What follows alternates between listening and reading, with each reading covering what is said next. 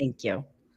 We're here. We're back after Memorial Day weekend. How we doing, Mandy? Amani, I'm in Renovation Nation Yes, hell. yes, I'm not you are. gonna lie, it's Tell us been what's going crazy. on. Tell us what's going on. Oh, this has been nuts. Well, let's see. It's a lot has happened in the last 2 weeks. So our general contractor and one of our vendors were emailing. It seemed as though they were having a tiff. We intervened and realized that the general contractor was giving wrong measurements to one of our vendors, which is obviously not a good idea.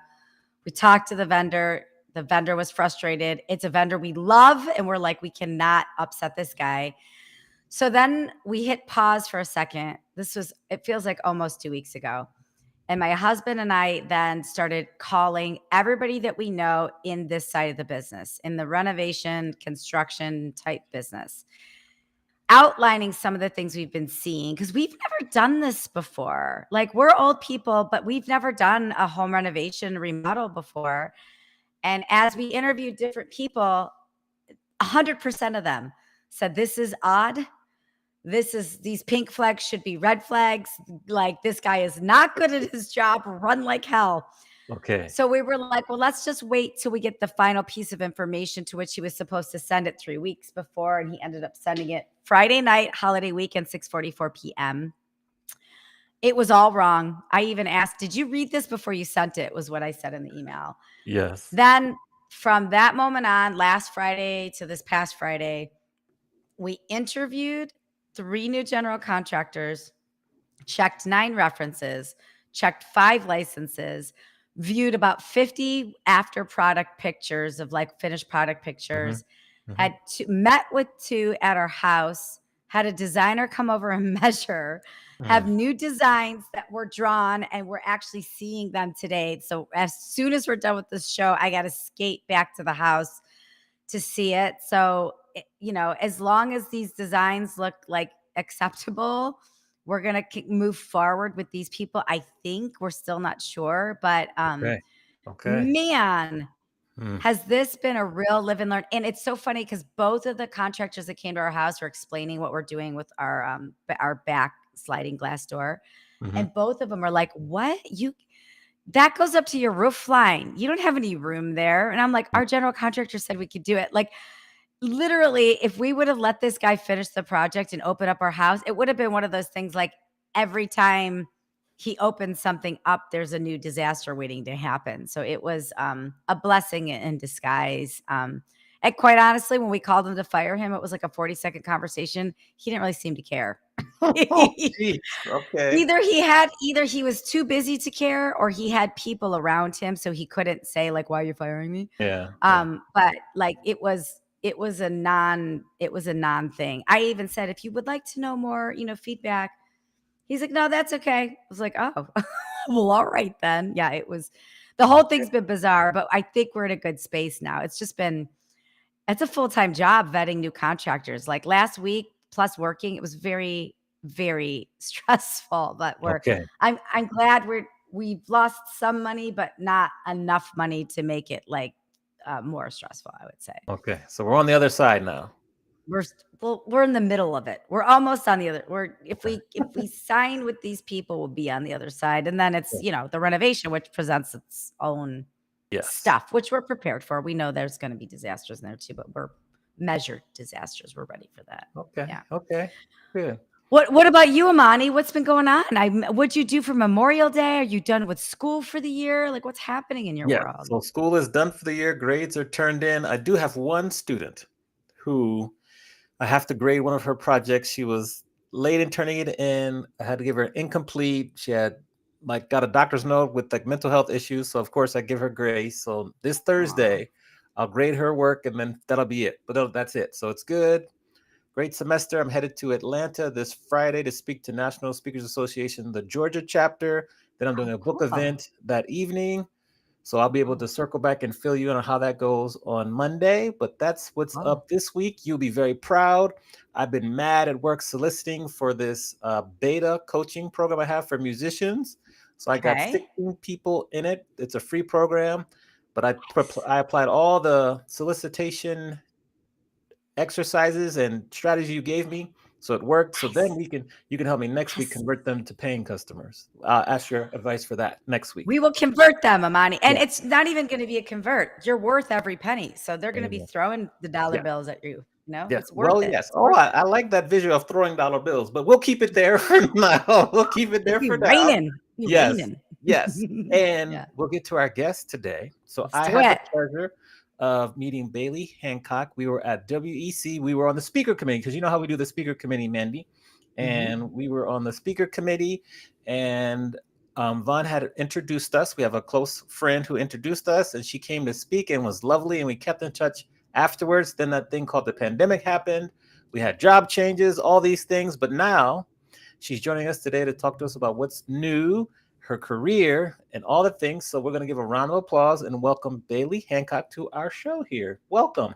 Round of applause. Aw, hey, Bailey. Welcome. Hello, I'm so grateful to be here. We're Yes, glad you're we're here. happy for you to be here with us. We have many different ways we're going to take this conversation, but I thought maybe can you share with us what are you doing now and how does that compare to what you were doing the end of February 2020? That's a great question because it feels like another lifetime. Back in February 2020, I had just returned from maternity leave with my first son. He was, I think, about 6, 7 months old at the time, and I was returning to speaking. It was going to be the great return post maternity leave. And then obviously everything changed. So back then, I was calling myself a collaboration consultant, and I was working with primarily service based business owners to help them grow their business with partnerships. So I think my talk was on like negotiation through collaboration or something like that. It was basically how do you seek the overlap, which is kind of a theme in my business. My new business is called Overlap Collective.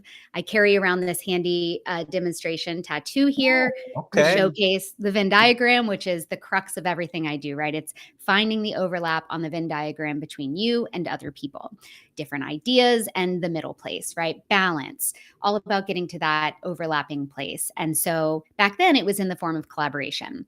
2020 kind of crushed my soul, crushed my business. I got pregnant with my second child at the end of that year, ended up 1 year later going back to work in-house for an online membership hosting company and did community strategies, operations, that kind of thing for about 2 years, worked with hundreds of online communities, membership associations to help them really like launch their community, grow it, attract the right members, engage and retain those members. And it was wonderful until it wasn't. And then that put me back out into the world of entrepreneurship, which I'm so glad to be back because I missed it desperately. So I'm about 1.5 years into this iteration of the business, and it's everything I was doing last time, plus a focus on community and connection. So the new business is Overlap Collective. I call myself a connection-centered strategist, speaker, and facilitator.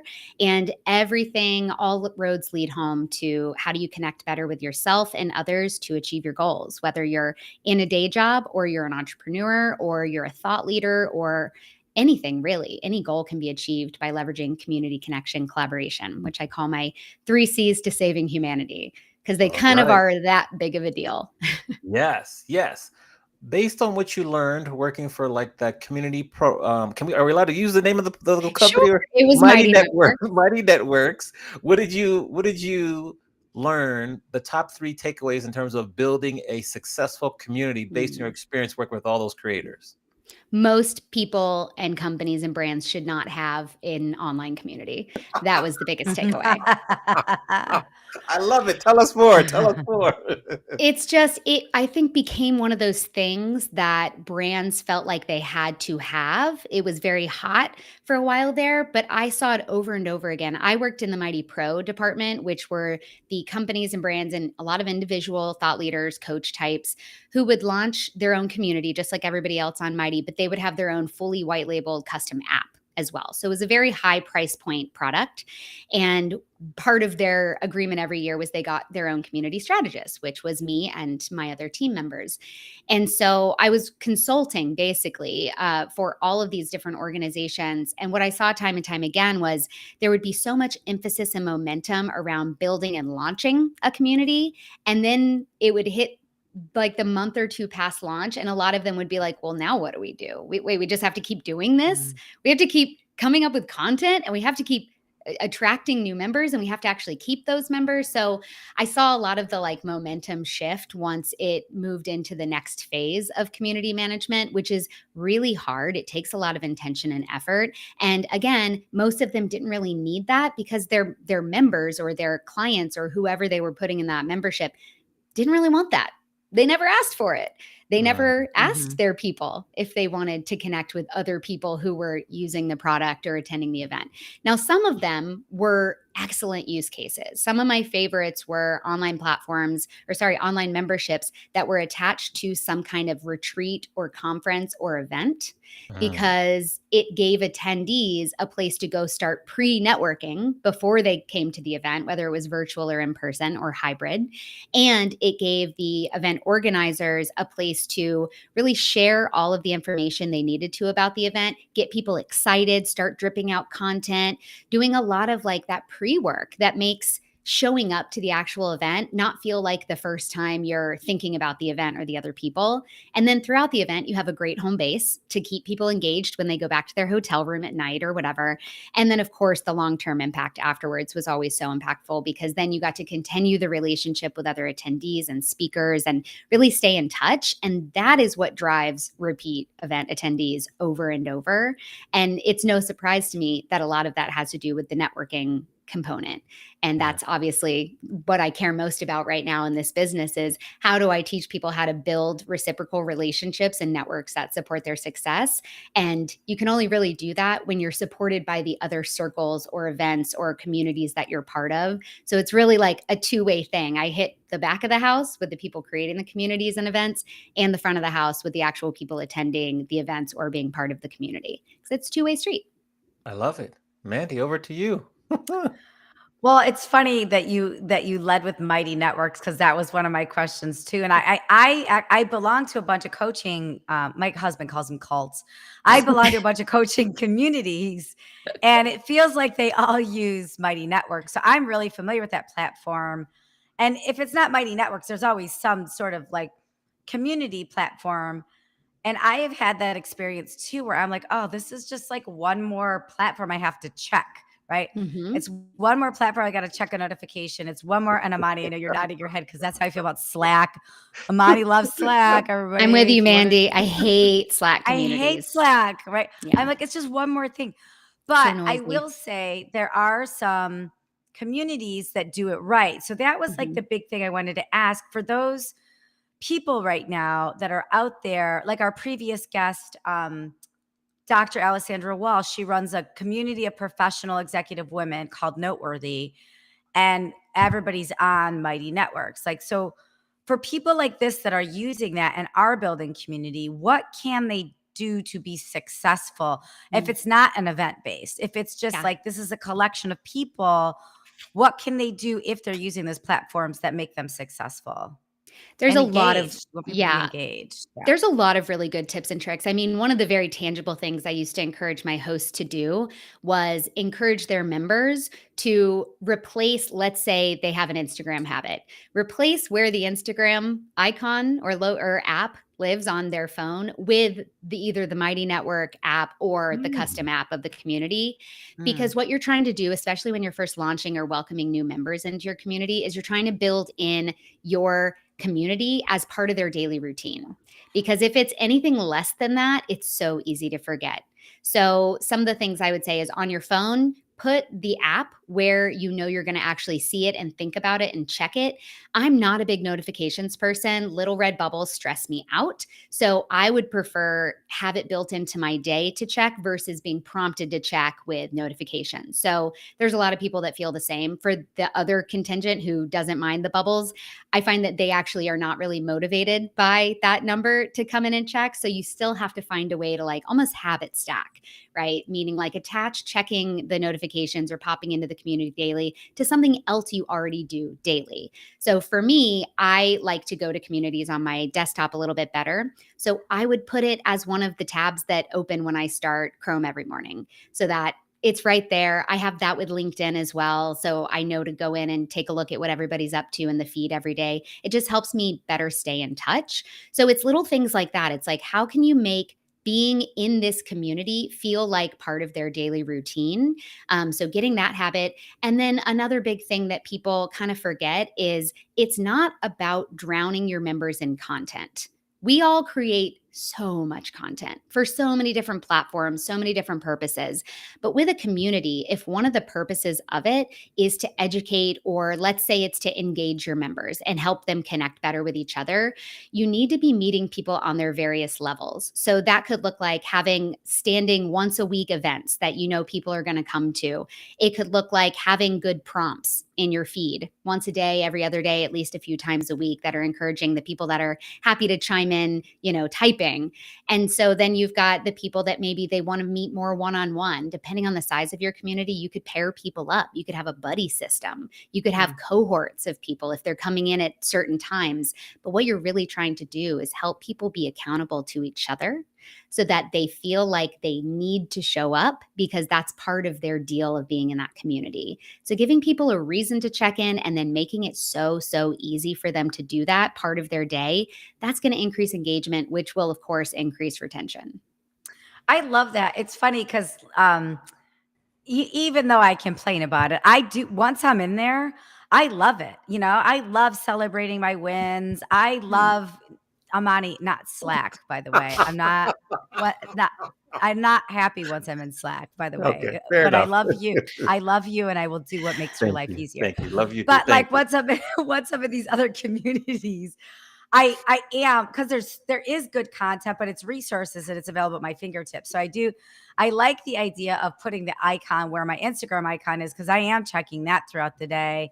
And it does become a habit. I like that. And I do want to be there for my coaching community. I want to be there, and we get so much from each other. It is a support system and accountability system. So I like that. I want to hang on partnerships for a minute, because you have been in some level of partnerships, an expert in partnerships in your whole career. So I just want to ask you, like, what happens when a partnership goes wrong? Like, when do you stay in? When do you get out? How do you make it better? And Amani, I'm not talking about us. We're good.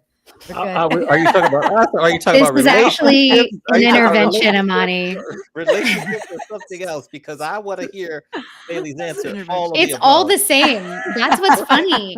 In all of my work, it's all applicable to everything. Like I talk about partnerships in like with the lens of entrepreneurship or marketing or growth or whatever. Sure, that's my doorway in, but the advice is applicable to personal relationships, friendships. It doesn't matter. And, talking about like, I wrote a piece last year on my Substack, which is also called Seeking the Overlap, and did a podcast episode on when to stop seeking the overlap.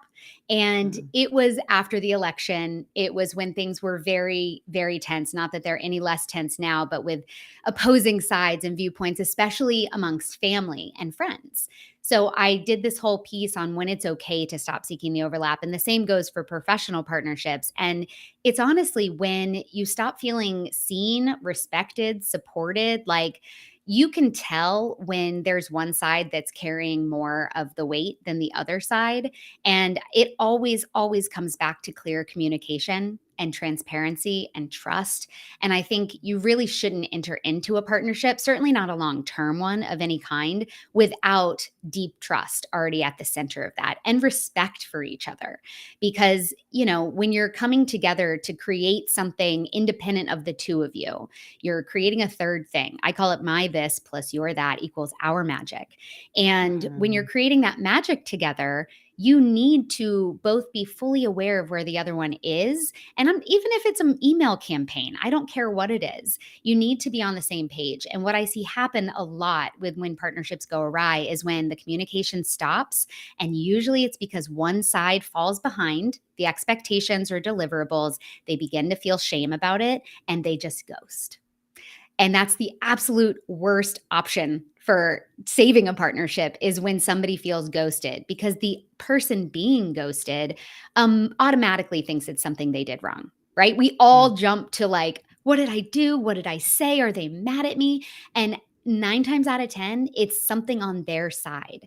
So if you're on the side that's like, oh God, I'm embarrassed because I'm behind on this, or like just get it out in the open and make sure that you're staying on the same page and lines of communication are wide open, because then it'll be salvageable. But if you ghost somebody, or if you start just being a little bit shady and non-committal and not meet expectations and deadlines, it's going to sour that relationship quickly. And if you're on the other end of that and you're like, what the hell? Like, what am I supposed to do here?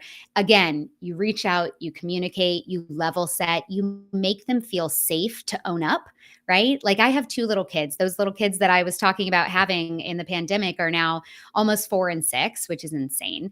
And when they screw up, I'm always like, look, you're not in trouble. Like, this is a learning moment. Let's talk about it. Don't hide from me. Don't be shameful about it. It's okay. And the same goes for adults, right? So I think if you can just get it out there, be clear, and then, that still doesn't mean it's going to go well, but at least you can wrap it up knowing that you did your part and you did your best to try and turn it around. Because ideally you liked that person, Yeah. right? If you did a partnership of any kind, you had a good thing. So you don't want to just throw it away because, feelings and egos. Right. Well, there's a Right. reason you come together. One of our past guests, Julie Dunkel, talked about business partnerships. And she talked about, get a document, no matter what it is, Yes. because the document helps you determine what happens when it doesn't go well. The document isn't like, here's all the things going to happen when things go well. The document is like, we're disillusioned, we're separating, we're dissolving this. But what you're talking about is like everything in between, how to prevent the dissolve, right? And Mhm. I think sometimes we come out strong in the beginning and then we get to the part where we're dissolving, but we forget there's so much opportunities for resilience in those partnerships in between. And Mhm. that's exactly what you're talking about. I appreciate that. That's good stuff. Yeah. Yeah. Well, in the parenting world, they call it repairing, right? There's this Mm. parenting expert, Dr. Becky, and she talks about how when there's a fracture in your relationship with your child, let's say you lost your temper on them. And in the case of partnerships, let's say somebody didn't meet their deadline, they felt embarrassed about it, and there's a fracture. When you repair, you end up making the relationship stronger than it was had you never fractured to begin with. And it's like the Japanese art of kintsugi, right? Which is repairing broken pottery with like gold. And it's the Yeah. idea that when you put it back together, it is stronger and more beautiful than it was had it never broken to begin with. So there's so much opportunity for actually strengthening a relationship if you guys can come together in this place of honesty, transparency, and trust, and then just level with each other. And then maybe you still want to break up, and that's okay. Mhm. But at least you tried to save it, right? It's Well beautiful. said. Well said. I want to go back to when you were actually you mentioned really quick, like Substack. That's a platform that's been getting a lot of buzz lately. What was your thought process into using Substack? What's been your experience? Do you recommend it? Kind of fill us in on that, because I thought it was really interesting that you listed that and you also mentioned it. Yeah. I have been in business for myself on and off for a decade now. And so I've always been teaching workshops as like the primary way that like primary services, right? Which means I've had a newsletter of some kind for a decade now. And I've been on MailChimp. Then I was on, who knows, I've been on a bunch of them. And I still use Flowdesk as my primary like email management system. Shout out to Flowdesk. It is fabulous. Substack came about because I was finding myself wanting to have other conversations that weren't neatly packaged under my like 3 C's, community connection collaboration umbrella. And I had a monthly digest that I did all last year called the 3 C's Digest. And it was very, very like specific tips, lots of resources, lots of recommendations, but I didn't feel like I had any place to really roam free in that newsletter. But I didn't want to do another email. So Substack popped on my radar last year as well. And I was like, I'll take a look at it. And, there's a few out there, but why I like Substack is there's a lot of really good organic reach and traffic that you can get from it. I have, I think, 3 different Substack writers who recommend Seeking the Overlap, my Substack. And every day I'm getting new subscribers because of that Yeah. tiny little recommendation feature that they have. And I'm just listed in their list of recommended Substacks. They don't hype it up. It's not something extra.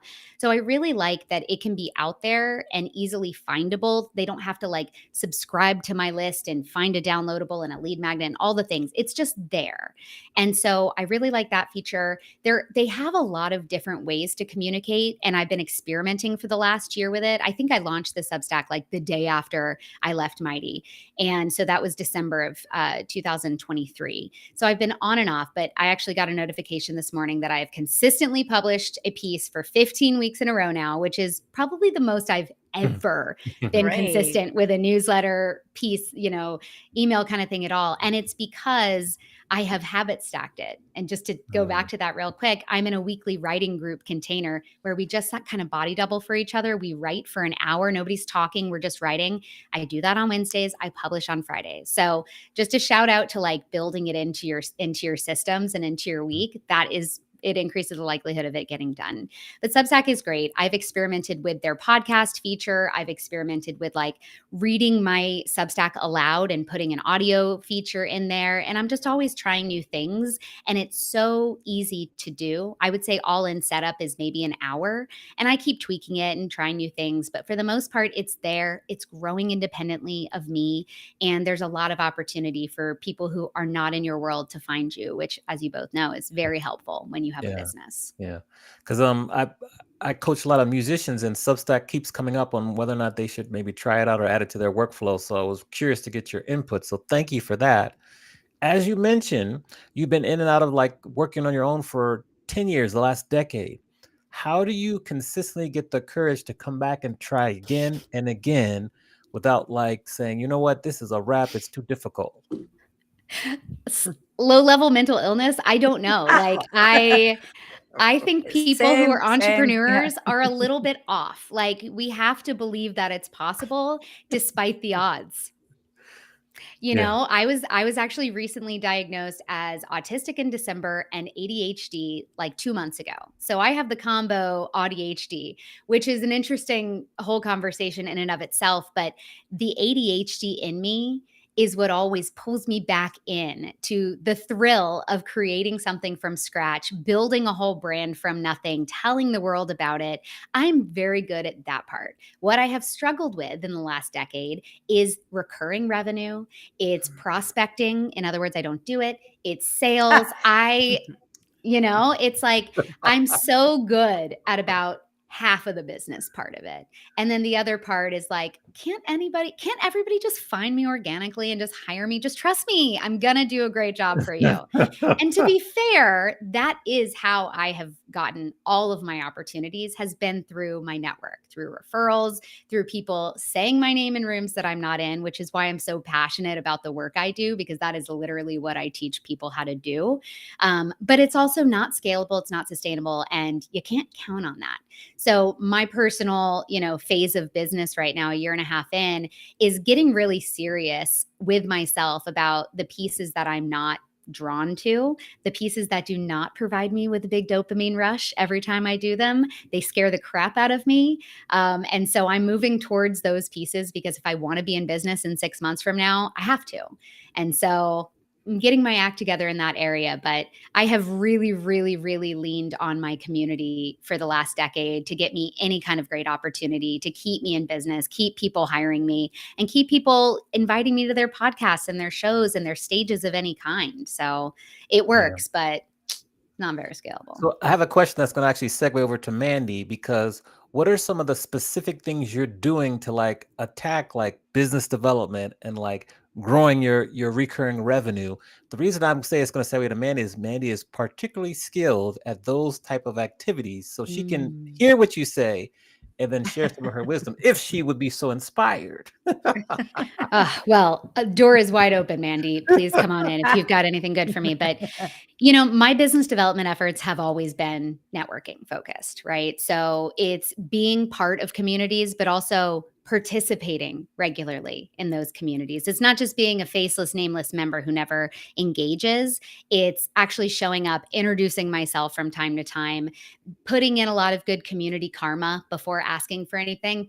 which Yeah. people forget about a lot. They'll Mhm. just wait until they need something and then suddenly they're really active and everybody sees right through that.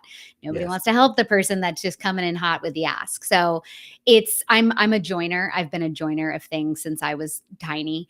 I used to call myself an extracurricular enthusiast and I still very much am. But what I've really focused on in the last decade as it relates to being part of things is making sure I'm making deposits before I'm withdrawing, being a good community member, helping others, opening doors for others. So it's partially that. It's being in spaces where my ideal client or collaborators or cheerleaders may live.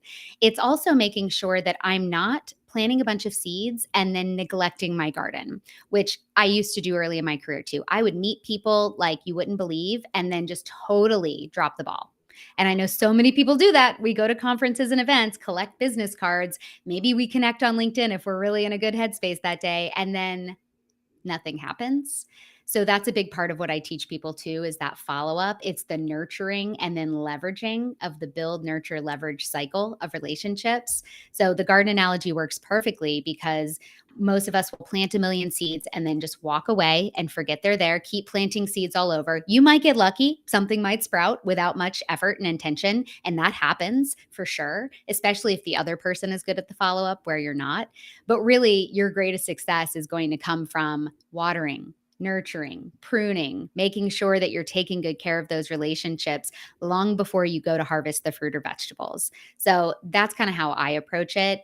And I think it's helpful. So from a biz dev standpoint, my focus, especially going into are we going into quarter three? Ooh, in Yes, we July, are. quarter three. Moving forward. Yeah, How? we're here. How? We're going into quarter three in a month. And so my goal for the rest of this year is not just to build new relationships, but really to reignite dormant relationships, reach back out to people I haven't connected with in a while, update them on what I'm working on these days, because I do have a couple new offers that have come about in the first 6 months of this year. And so it's letting them know how they can support me where I am today, not where I was a year and a half ago when we last spoke or longer, right? So it's nurturing those existing relationships and then really tapping in and reminding them, hi, I'm here and this is what I could use support with. What can I help you with, right? Because it is obviously not just a one-way ask. It's good to catch up. Like, I want to know what you're working on so I can help you out. And by the way, this is what I've got going on too, in case you know of anybody that might be interested. So that's my main biz dev strategy. Okay, Mandy, take it away. I mean, I think that's probably where most business owners do fail because they forget the power of reigniting relationships or reconnecting with people where they're at now and meeting people where they're at now because it's so much different than where they started. So I love that that's an important part of your strategy. You call yourself a professional friend maker, which I love. And you just gave this beautiful example of how to maintain friendships, maintain these business and personal relationships. I'm curious, as we evolve in our businesses or as we evolve in relationships, there's times where you got to fire a client or there's times where we got to break up with a friend. So, how do you do that? Like, how do Mm. you recommend people do that? Because it's a skill to build and foster, right? But there's also a skill with that breakup as well, whether that's a friend you've outgrown Yeah. or a client that's outgrown your business or you've outgrown theirs. Like, what's your strategy for that part? Oh, it's so hard. But for whatever reason, in this last year or two, I've gone through a lot of unexpected friendship breakups. I turned 40 last Mm. September. I sort of blame moving into this decade because you're just evaluating everything. Life is changing. You're like, okay, is this how I want to continue on? Are these the people that still match where I'm going? Right? Because if you're doing it right, I think you're always evolving and growing and adapting to hopefully your more authentic core self. You're getting clear about your goals and your values in life, and you're hopefully peeling off the things that no longer serve that. And relationships are natural. They're naturally going to be part of that peel off. I call it pruning, just like a garden, right? Like if you want your Mm. tomato plant to grow really strong and tall, you got to prune off the little branches that are not going to produce fruit. They're just going to take resources and nutrients. It doesn't make it easy, but it does make it important. And I think when you can frame it to yourself as being really intentional about where you're going to put your energy and your resources and your time, of which we are all short on, just the way life is, right? Then it makes it easier to imagine, okay, if I have fewer people that expect something from me or that I'm going to pour into, then I can really, really double down on the relationships that feel super aligned and impactful for me today and where I want to be tomorrow and in the future. So I don't always think you have to have an official breakup. I think Mhm. sometimes these things sort of just, it ends up being like a fade away rather than like a breakup. That can feel equally painful in its own way because it's kind of like a long thing as opposed to like an immediate confrontation. I hate confrontation. So unless it's like I really need to stand up for myself or something's happened that's just I'm in the wrong, they're in the wrong. If a conversation, if there's like not a particular point that happened that you need to address and deal with for your own closure, for their closure, then I think it's okay to let things fade and recognize that you actually don't owe it to anybody to continue to show up for them if they're not also showing up for you, or if they are showing up for you, but it feels a little off. Again, just like with partnerships, open lines of communication are the kind thing in this case, in any case. So if you're having a situation where you're like, man, I have not liked the last few interactions I've had with this person who I've maybe been friends with for a long time, it's okay to say to them next time they reach out, like, I just want to be honest with you. Like, I feel like there's something going on here. Like, something's off, something's different. Maybe you've changed, maybe I have, but I want to know if there's something that we can do to fix this. And, on the flip side, if you're like, I'm actually good with this ease out situation, just let it be. Yeah. And you never know. People come back, people grow. I've had a lot of friendship breakups that I'm like, holy crap, I could not have called that one a few years ago, but it ultimately was for the best. And some of those people have come back into my life like 5, 10 years later. We're both in new places and we're ready to sync back up. And so life is long. It's also short. You never know which version you're going to get, but you have to sort of go into relationships assuming that it's a long game, but the stuff that happens in the day to day in the short term is really like what builds up to the overall relationship. So being intentional, being kind, being open and communicative, always going to be the way to go. And sometimes it's okay to just let them drift out to sea. Yeah, I love this idea of being open to things coming back because I've had that happen too, where I'm like, I don't serve them, they don't serve me, like we're just gonna drift away. But then all of a sudden, life changes, conditions change, and all of a sudden you have something new in common, and then it's a familiar thing, right? Then you're like, Yeah. okay, well, welcome back. I appreciate you talking about in your 40s about doing just relooking at everything. I did the same at 45. I did an audit, like a life audit of my business, of my loved ones, of my friends, and I still have it up here. It's surround yourself with people who want to move their lives forward in a joyful and productive way, or Mm. sorry, productive and joyful way. I know Amani. I sent it to Amani. Amani has that too. Aw. But like I have that, and Amani's one of those people, right? Like he's, who wouldn't want to be around Amani? He's amazing. Truth. But that was my guiding light at 45. And like if I had a stomach ache, whether after we talked or we visited, or if I saw you call and I was like, oh, hit decline. Yeah. Like I just mentally put you on that outer circle. I didn't do any breakups, but like just the notion of like eliminating that part of you is difficult too. So I like the drift. I like how you put it in a drift concept. I think that's really powerful. Yeah. Well, I Yeah. have this graphic that I've created called the zones of connection. And the outermost Ooh. zone could be connection. So these are people that you could be connected to if you made an effort. So maybe other members in a community you're part of that you've never interacted with, second degree connections on LinkedIn, things like that. Then you have casual connections. Those are people that you've exchanged some kind of pleasantries with. Maybe you've hung out once or twice, but you don't have each other's phone number. You're not quite in that friend area, but they are ripe for possibility. Then you have the friend zone, which are like your people. You probably have their phone number, you email, maybe you chat across 2 different channels, right? Like if you've got a DM conversation on Instagram going and a LinkedIn DM and you're in their email and you're texting, like you guys are probably friends if your conversations are spanning platforms. And then I have your top 8, your MySpace top 8 for those of us Oh, who remember. yeah, yeah. And it's like those are like your besties, right? Like the people that are going to really have your back. And then I've got your core crew, which is really like maybe your partner, maybe your sibling, maybe your parent if you're close with them, your bestie. And then the innermost circle is you.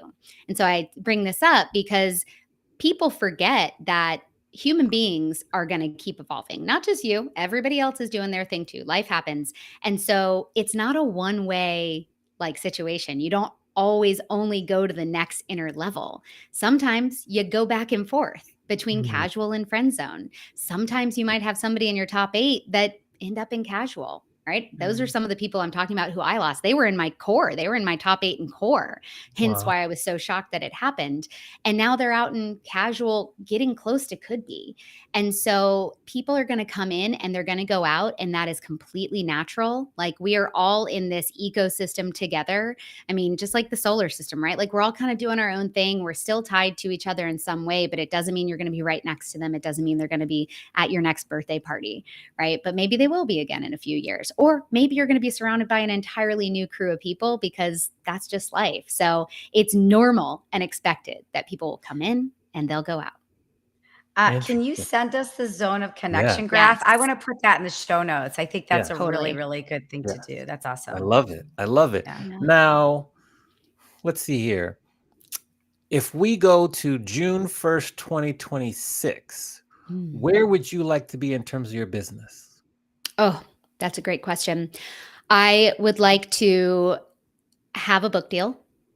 I would like to be working on my book, and I have a little notice on my calendar to reach out to somebody you connected me to Julie about from that, Bookmakers. to Yes, Julie, to set up a time to Julie's chat. great. yes. She's Great. a Yeah. Pat yes too. Yeah. I've been threatening to write a book since I was 9 years old, and it just hasn't quite been the timing. It still may not be the right time, but it will forever be on my goals list.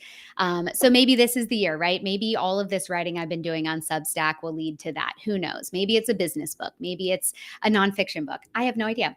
So anyway, I would love to have something happening in that area, whether it's a book deal or it's a proposal out or I'm actually writing it. And then I would really love the bulk of my recurring revenue to be from my clients who are membership organization or association leaders who want me to come in and help teach their members how to better connect and collaborate with one another to increase that member engagement and retention. So I would love to have some annual contracts for those kinds of clients. Big, small, I don't really care. They all are exciting to me. I just want to see communities that are actually doing good in the world and attracting cool people succeed. Because if there's anything I'm confident about right now with the state of the world is that we need each other so desperately, and people are so bad at knowing how to do that. And so whether it's in that capacity with my membership association consulting and workshop facilitation, or it's in my 3Cs Accelerator, which is a 6-week program for entrepreneurs, helping them really tap into the power of their network. I'm trying to teach people how to do the damn thing, not just talk about it, not just say, oh yeah, community, we should, yeah, I have a network. No, like here's how we're actually going to do it. So between those two things, speaking, teaching, helping entrepreneurs, helping members better connect and collaborate with each other so that we can all succeed in this very uncertain landscape that we find ourselves in still this many years later. Okay. I have an idea like about how you can help musicians connect or grow their communities. That's a really big need too. So remind me to circle back with you on that. We've come to the time of the show where we flip the script and let you ask both myself and Mandy any question you want. Nothing is off limits. So who do you want to ask the question to first, and what is said question? Okay. I have so many things I could ask. Yeah, I'm a podcast host too, so I like to ask the questions, but I think the one I'm curious about from both of you, because you both seem to be multi-passionate people. Like you've got your hands in a few different things. You're not just one-trick ponies. You probably know a lot of different people and are in a lot of different circles. So I want to know, of all of the circles, communities, groups that you're both part of, which one, and you don't have to say the name of it if you don't want to, but which one do you think does the best job of helping to facilitate connection between other members? Or where do you feel most connected to other people in that circle, and why do you think that is? You have one right away? Man, I need to think on that one. I mean, I don't know if this is the best one, but the first one that came to mind is a circle that I created. and it wasn't, there was no monetary thing around it. This has happened during COVID, and I stole this idea from somebody and it's kept going. I created a swirl, and it's smart women I really like. And it was, it's a Zoom call, and we talk for 45 minutes. We pick one topic. We pose one question, and we all talk about the same question the whole time. But we pose the question in advance so you can come with examples. Everybody's really vulnerable. Everybody talks, they give examples. And sometimes when we get off topic, somebody always brings us back. But it's one of those like unconditional love type things that like Mm. everybody's there because you really, and some of these people I've met all of them, but some people have never met each other, but they're having side conversations. They're helping each other, they're supporting each other. You talked about books, like somebody in our swirl wrote a book not too long ago. People are supporting her. Somebody's running for a political office. People are supporting her.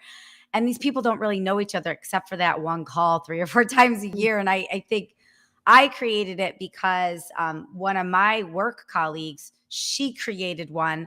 And I just loved being a part of that. It was like once a week, you had to say why you were remarkable in an email. And this was amongst the swirl. And so it was like once a week, maybe I had a crappy week all week, but just at least once a week, I get to say why I think I'm remarkable. And all of these people are cheering you on. And Mm. I loved how that felt so much that I was like, it originally started because I wanted to surround, my husband and I are child free. And I wanted to surround myself by more women that were child free. What does that look like? So I put this list together. It was originally that. And then I just started adding people. So some have kids, some don't. But I call it the swirl. I copied off of the one person, but it's one of those enduring things that like we still do. And Hmm. there's no money exchange. It's just because people care. And Yeah. it's a small group. And the thing is, like, come if you can. And if you don't, we're not measuring, we're not counting. Like, come if you can. And if you're not, we'll catch you the next time we share the wrap up notes. So that was like the first thing that came to mind. I know there's a lot of other business things I'm a member of, but I would say that one's really meaningful to me because we've covered, like, we've talked about aging parents. We've talked about Wow. entrepreneurial challenges. We've talked about perimenopause. I know Mm. you talk about that. I just listened to one of your podcasts. We talked about like, the sandwich generation. We talk about all these different things in some business, some not, but it's just meaningful because it's relatable. Yeah, it's your real lives. It's Yeah. like what I think you're hitting on there too, which I think is beautiful, is you're showing up as a whole person, not Mm-hmm. just the business hat or not just the personal hat. It's like when people connect with other people on a whole level, you just get so much more juice for the squeeze, right? Because you're Yeah. not just cutting off all of these extra limbs of a person's world, right? So, for example, I was at a kids' party yesterday and I literally made friends with the mom and the dad who I've only ever seen in passing at drop off and pick up. But our daughters are like little besties at school. Aw. And I just really felt a connection between both of them. My husband and I both were like, like that. Like, this is so fun. We're like meeting people. And by the end of Aw. it, we'd exchange numbers. And I said, I was like, can we be friends? And they were like, yes, yeah, let's be friends.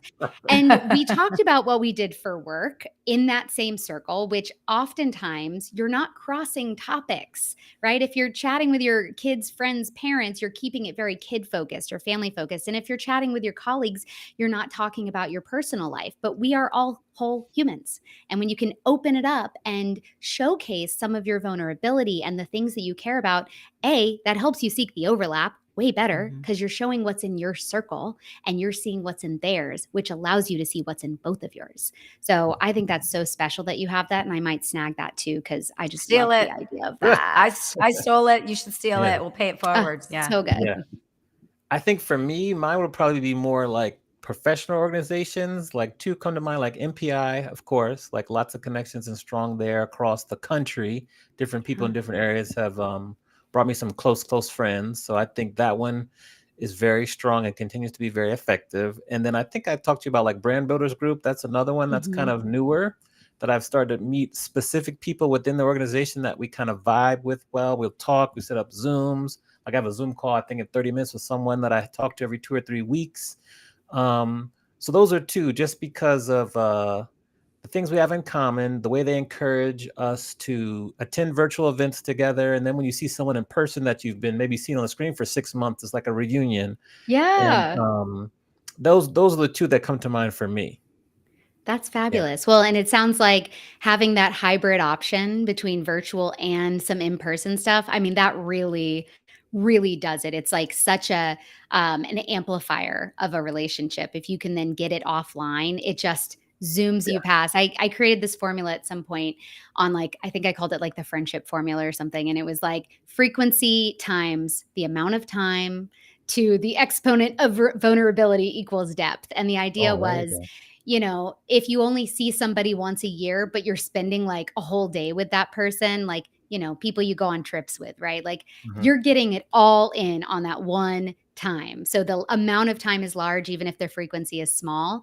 And if you can go deep and open yourself up to being more vulnerable, then the depth is going to be even more there. And then you look on the flip side and it's like you see people at parent drop off every single day for 30 seconds. It's going to take a Mhm. really long time to be able to get there. Yeah. So high frequency, low amount of time, low amount of Yeah. vulnerability equals shallow depth.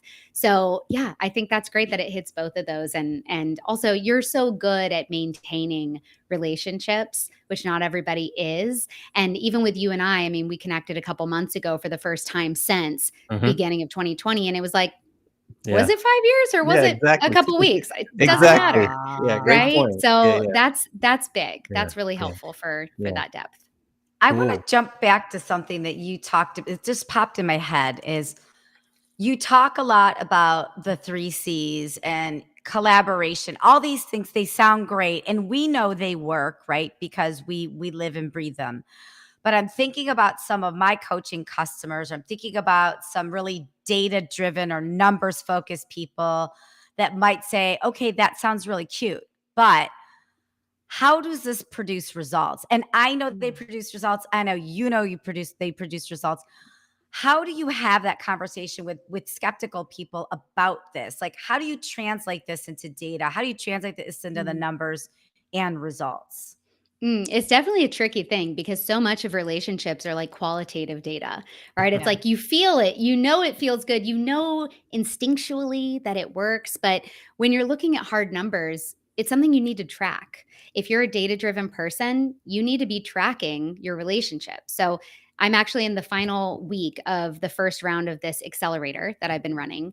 And this week is all about making sure that you're set up for success for the coming quarters. So I've created a spreadsheet for the participants that is effectively both tracking like what their goals are, what their specific asks are, all of their credibility assets that they need to provide people to make good intros and recommendations and all of that. And the most important piece of this is who are you reaching out to? When are you meeting? What came from that call or that meeting, both short term, long term? And so it's really a matter of you need to be tracking the data that is important to you to track. A lot of my data with my network and my business development lives too much in my head. That's something I'm working on with this last month of quarter two as well, is getting it out of my head into documents so that I can really have a better understanding of what I'm looking at, use data to move forward. But it's about making sure that if you are putting in the effort, let's say you decide you're going to attend one networking event a month. Let's just be generous, one a month. And whether it's in person or online, anybody you meet from that, you should be writing them down somewhere, right? Or Mhm. keeping a list somewhere and being able to say, like, okay, yep, I met Amani and Mandy at this MPI meeting. Amani and I had a coffee date. Mandy and I had a virtual coffee date. I shared X, Y, and Z with them about what I was working on. They shared X, Y, and Z with me. And then this came of it or did not come of it. And that can feel like a lot of work. But if you are a data driven person, sometimes seeing the actual result is going to make you more inspired to keep doing it. Right. And so it's about tracking it. It's about establishing your own metrics and KPIs for what equals success with relationships, because a lot of it is intangible. A lot of it is like feeling like you have people that will back you and support you, and recognizing that if you don't ask, you kind of can't expect a result to come of it, which a lot of people do. And I certainly did in the beginning of my career. I was like, well, people just know how I need support and Yeah. they'll just offer. Nope. No, they're not. They're not going to do Nope. Gotta that. ask. Yeah. Yeah. Yeah. No, no. And my framework for that is the ABCs of asking for support. You have to actually ask. You have to be clear and specific in what it is that you want. And you have to highlight your credibility. Why should they Yes. support you? Why should they introduce you? Why should they offer you an opportunity? And so, if you've got that part locked down, which is what I'm trying to help entrepreneurs do in this 6-week accelerator, then the asking part and the tracking part should be pretty fun and simple, right? If Yeah. you already know what you want and you're ready to go with somebody with all of the information you need to share with them, and then if it still doesn't turn into anything, that's also data, right? Maybe you're just barking Yeah. up trees, you're asking the wrong people, or you're asking for the wrong things from the right people. So Yeah. it is a lot of moving targets, but if you can really establish what it is that you're trying to do and you can be good about tracking and following up and all of that, then you will very quickly see relationships are how you get anything. I say people are portals. People are portals to opportunities, to ideas, to information, to resources, to gigs. Literally, people are the portals to almost anything you want in your life, but nobody's going to go randomly open up their portal for you if they don't know what you want to do on the other side. Amen. Yeah. Beautiful. Good Now, stuff. now we want to take you. I've asked you this question 4 years ago. I think the answer might have changed. We want to go back to Gainesville, Florida, and talk to Baily just as she's walking across that stage and graduating, and give Oh. her advice based on everything you learned so far. What advice would you give your younger self? Look at the deep sigh. She wouldn't listen to a damn word I said. Let's just be real.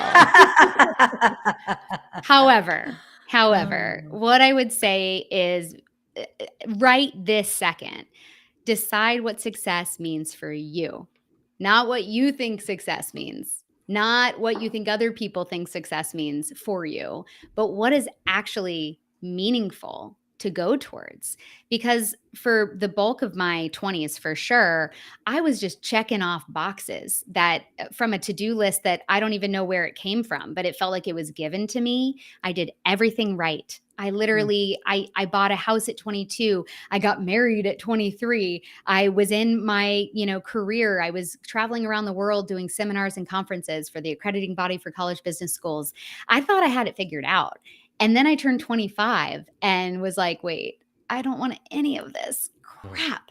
And I got a divorce and I sold my home and I got laid off from that job. And I moved all the way to California from Florida to be a TV show host because that felt better in the moment than doing what I was doing.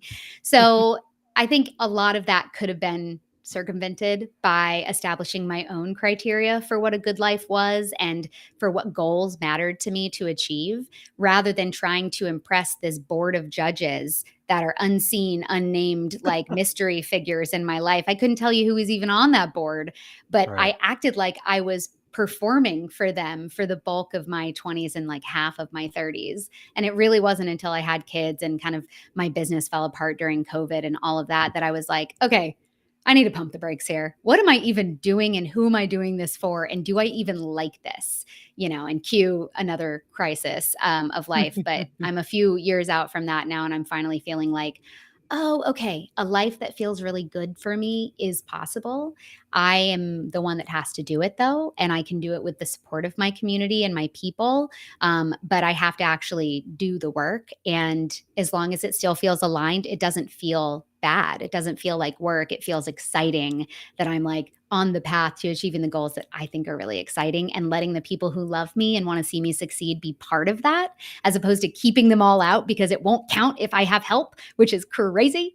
That is so much more enjoyable because then you're not doing anything alone. People love to help. They love to cheer you on if only they knew how to help and exactly what kind of support you wanted. So yeah, Great. if Great advice. 22-year-old Baily could just do that from the start, who knows where we'd Okay. be. Great advice. Great advice. Shout out to David Lawhorn, who's joining us on Facebook. Mandy, I'll let you take it home for us. gosh, I took so many notes here. You say something. You've said it a couple times, not today, but just in some of your past conversations. You said success shouldn't be solo. What do you mean by that, and why? Well, it's just not. Even if people think, oh, that person succeeded all on their own. No, they did not. No, they did not. They might have struggled alone. They might have done the work in their office alone with nobody knowing and nobody supporting. But the fact of the matter is, opportunities do come through people, ideas come through people, support, resources, introductions, connections, all of that comes through people. And so the old African proverb, if you want to go fast, go alone. If you want to go far, go together. So I have had the problem of slowing myself down long enough to let other people catch up and run alongside me. But as I've gotten older, I've learned like it's worth slowing your pace a little bit so other people can be there with you.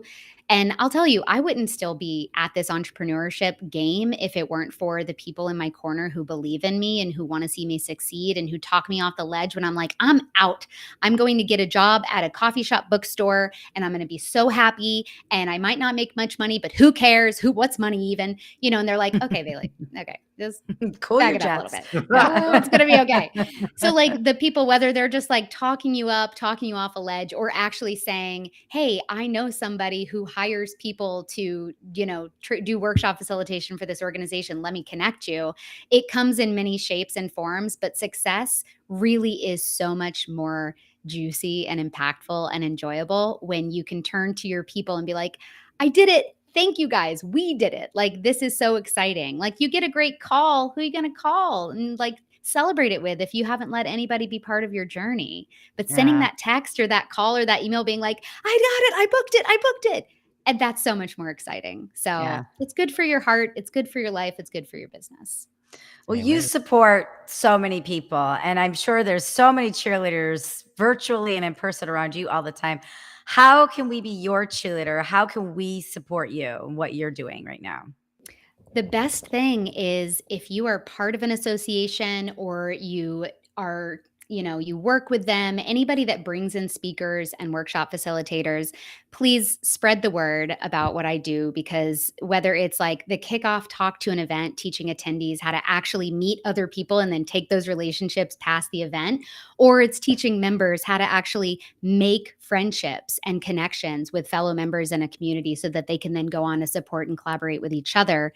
I'm really good at teaching that. That's my sweet spot. It's what I love to do. So that's my big ask is if you are connected to any professional organizations, membership associations, communities, groups who bring in speakers, ideally paid speakers, because your girl needs to make some revenue, then please send them my way. You can go to overlapcollective.com and get there, or just bailyhancock.com/workshops. That's got all of my rundown of, I think there's like 10 different workshops that I teach that are kind of all in this world of community connection and collaboration. And I love to do it. It's my favorite thing I do. Beautiful. All And right. then we'll pop your Substack and your Mhm. zones of connection graph. And maybe if you have a link to your next 6-week accelerator, we'll Yes. pop that all in the show notes. So just email that to us after. But I have to Okay. say this really quick. This entire episode, I've been very fixated on the picture behind your head that it looks like one of Which your one? kids drew. The one that makes, yes, it looks like when you're standing up, it looks like you're wearing a cute little red hat. Just the end of it. Oh, I'm like, she's wearing like a little red hat. And then I'm like, oh no, it's like a a picture her fascinator. kid drew. Yes, yes. Anyways, I've That been is so looking at it funny. like, what is it? And I just realized it's a picture Well, behind it's your that head. now that I'm looking, it kind of looks like one devil horn. So Oh, it could be either, that too. depending It on could the be either. day. Yeah, Yeah. it's been wonderful. It's been a Those great are visual. from my Yeah, children. that's adorable. So cool. Cool. Great. Thank you. Well, thank you very much for being on the show. I just, admire your courage. So continue to be courageous and stick to what lights you up. It's obvious that you love what you do. So we're here to help you. And I'm glad you reached out like a couple months ago. It was just like we hadn't talked in like a day or two. So just, Yeah. keep it up. We're here to help you. You got a new friend in Mandy, and we will see you soon. Round of Thank you both so applause. much. Yes, Thanks for Baily Hancock. being There we here. go. This is Yes. great, Baily. My cheeks hurt from smiling. This is I know, great. same. I had such a good Mhm. time with you two. You Me guys are a too. blast. Yeah, it's great. All right, we'll put you back in the green room real quick. We'll put you back in the green room. Mandy, another great show today. Good after Awesome. 2 weeks off. Who do we have to look forward to next week? Tracy Peterson. Oh, okay. We got another. Okay, that's the Yeah. BBD family. Awesome. Okay, cool. Yeah. We've got a great lineup. I just want to remind everybody, we are 1 month away from our 3-year podcast anniversary. And we've got a lot of exciting, fun things happening in July to celebrate that on some of the platforms and some of the shows. So just kind of stay tuned for what's going to happen for our almost 200th episode and 3 years doing the podcast anniversary. I've just named that. I don't know if that's a real word, but we'll just we're going to use it. We're going to roll with it. Okay. So Okay. thanks again, Baily, for being a great guest today. Make sure that you rate, review, subscribe on the platform that you're watching or listening on. Make sure you subscribe on YouTube, follow along for the video format. And with that, we appreciate everyone listening, and we will see you all next week. Bye.